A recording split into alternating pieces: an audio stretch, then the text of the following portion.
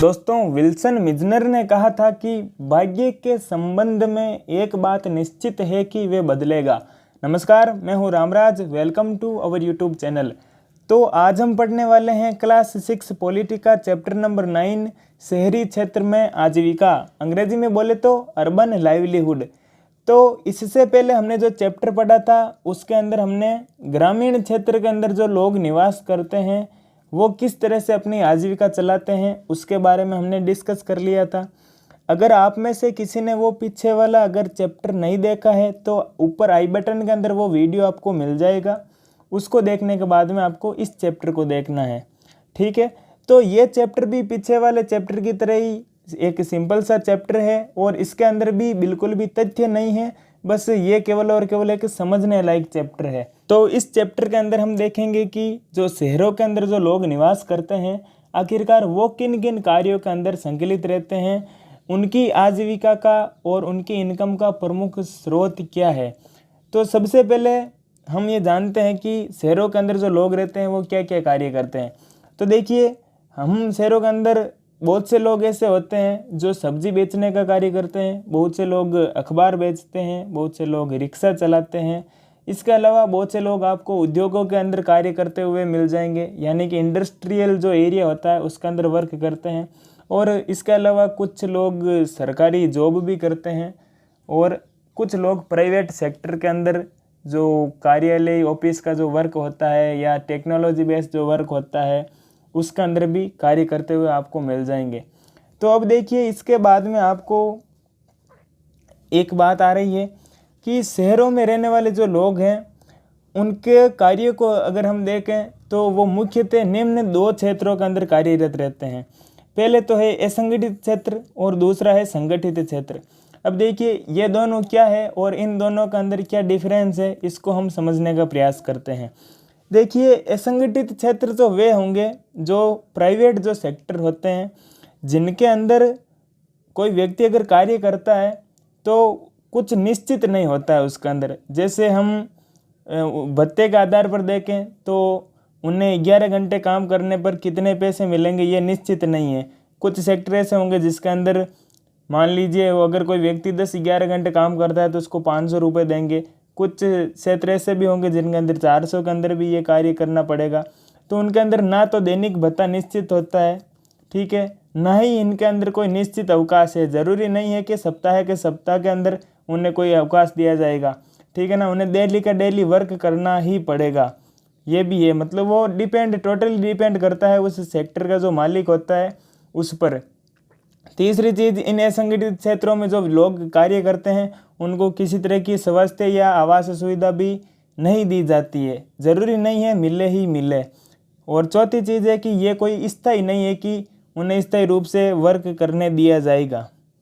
लेकिन जो संगठित जो क्षेत्र होते हैं इनके अंदर निश्चित दैनिक भत्ता दिया जाता है। मान लीजिए 10 घंटे कार्य करने के 600 रुपये देने हैं तो वो देंगे, ठीक है। और नियमित रूप से उनको वार्षिक और साप्ताहिक अवकाश भी मिलता है। इसके अलावा इन संगठित क्षेत्रों के अंदर जो लोग कार्य करते हैं उनको स्वास्थ्य और आवास की सुविधा भी दी जाती है। और इसके अलावा भी उन्हें ये बात मतलब इस बात की कोई चिंता नहीं होती है कि उन्हें कल कार्य मिलेगा नहीं मिलेगा, क्योंकि वो जब एक बार उनकी जॉब लग जाती है तो फिर वो स्थायी रूप से वहाँ पर वर्क करते हैं। जैसे जो सरकारी सेक्टर हैं इनको मुख्यतः इसके अंदर सम्मिलित किया जाता है। तो अब चलिए इस चैप्टर को हम शुरू करते हैं। तो चैप्टर के स्टार्टिंग के अंदर आपके एक बहुत सिंपल सा एक तो फैक्ट ही आ रहा है कि भारत के अंदर 5000 से ज़्यादा शहर है और 27 महानगर है, ठीक है। तो ये एक सिंपल सा फैक्ट आया है आपके सामने। इसके अलावा जो हमारा इंडिया है, इस इंडिया के 4 सबसे बड़े महानगर कौन से हैं उनके बारे में उनका नाम आ रहा है यहाँ पर। तो पहला है चेन्नई, दूसरा है मुंबई, तीसरा है दिल्ली और चौथा है कोलकाता। ये भारत के 4 सबसे बड़े महानगर है। जनसंख्या की दृष्टि से देखें तो ये सबसे बड़े महानगर हैं भारत के, और इन सब की जो जनसंख्या है वो 10 लाख से ज़्यादा है, ठीक है। उसके बाद में एक और आगे बात आ रही है, कथन ही है कि हमारे देश के शहरी इलाकों में लगभग 1 करोड़ लोग फुटपाथ और ठेलों पर सामान बेचते हैं।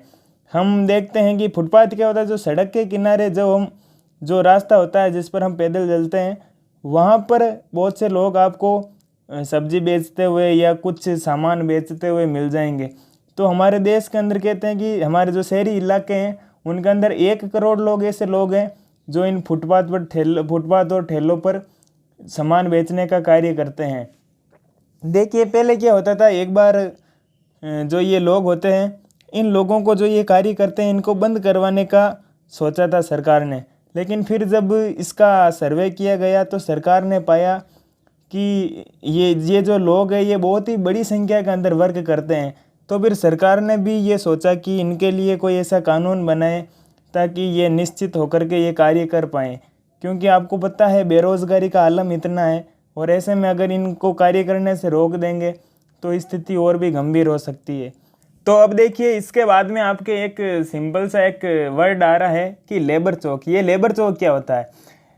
लेबर चौक का मतलब ये है कि वह स्थान जहाँ पर मजदूर और मिस्त्री एक स्थान विशेष पर जमा होकर बैठते थे, वहाँ से जिस व्यक्ति को मजदूर की आवश्यकता होती वहाँ वे मजदूर को कीमत चुकाकर काम पर ले जाता। देखिए शहर के अंदर एक कोई स्थान निश्चित कर दिया जाता है, ठीक है। इस स्थान पर बहुत से मजदूर इकट्ठा हो जाते हैं, ठीक है। मान लीजिए यहाँ पर 100-200 मजदूर इकट्ठा हो गए। अब कोई व्यक्ति आता है बाहर से और वह व्यक्ति आकर के यहाँ पर किसी भी कार्य के लिए, अब यहाँ पर जो मजदूर आते हैं वो अलग अलग कार्य वाले होते हैं। अब किसी व्यक्ति को अपना काम करवाने के लिए अगर मजदूर की आवश्यकता होती है तो वो इस स्थान विशेष पर जाकर के उस मजदूर को उसका पैसा दे देते हैं और उसके बाद अपना काम करवाने के लिए अपने साथ जितने लोगों की ज़रूरत होती है उनको अपने साथ ले जाते हैं। तो उस स्थान पर जो लोग इकट्ठा होते हैं उस स्थान को लेबर चौक का नाम दिया गया है। उसके बाद में एक और शब्द आ रहा है, वो है रैन बसेरा। ये रैन बसेरा क्या होता है? इसका तात्पर्य होता है रात्रि विश्राम घर है। इसे नगर निगम चलाता है और इसमें 6 रुपया एक बिस्तर का प्रतिदिन किराया देना पड़ता है। यानी कि अगर कोई व्यक्ति है वो शहरों के अंदर अगर रात्रि का विश्राम करना चाहता है, वहाँ पर रहना चाहता है, सोना चाहता है, तो ये रैन बसेरा के अंदर वो रह सकता है और एक बिस्तर के लिए उसे 6 रुपया अदा करना पड़ता है। तो इसी के साथ ये चैप्टर हो जाता है हमारे समाप्त। बस इतना ही चैप्टर है। इसके अंदर हमने जाना कि शहरी क्षेत्र के अंदर जो लोग रहते हैं उनकी आजीविका किस प्रकार से चलती है। अगर आपको क्लास 6 पॉलिटी के सभी चैप्टर्स के अगर नोट्स की PDF चाहिए तो डिस्क्रिप्शन में लिंक दी है, वहाँ से आप ले सकते हैं। और अगर आपको क्लास 6 पॉलिटी के सभी चैप्टर्स के इम्पोर्टेंट 1 लाइनर क्वेश्चन आंसर का कोर्स देखना है तो वो भी मैंने अनअकैडमी पर बनाया है और उसकी भी लिंक मैं नीचे आपको डिस्क्रिप्शन के अंदर दे रहा हूँ, वहाँ से आप देख सकते हैं। तो इसके साथ ही हमारा ये क्लास 6 की पॉलिटी की बुक हो जाती है समाप्त। अब हम 7th क्लास की पॉलिटी की बुक स्टार्ट करेंगे। अगर ये वीडियो आपको अच्छा लगा तो इसको आप लाइक कीजिए, शेयर कीजिए, और कोई डाउट या सजेशन हो तो कमेंट बॉक्स के अंदर कमेंट ज़रूर कीजिए। अगले वीडियो में फिर मुलाकात होगी, तब तक के लिए धन्यवाद। जय हिंद, जय भारत।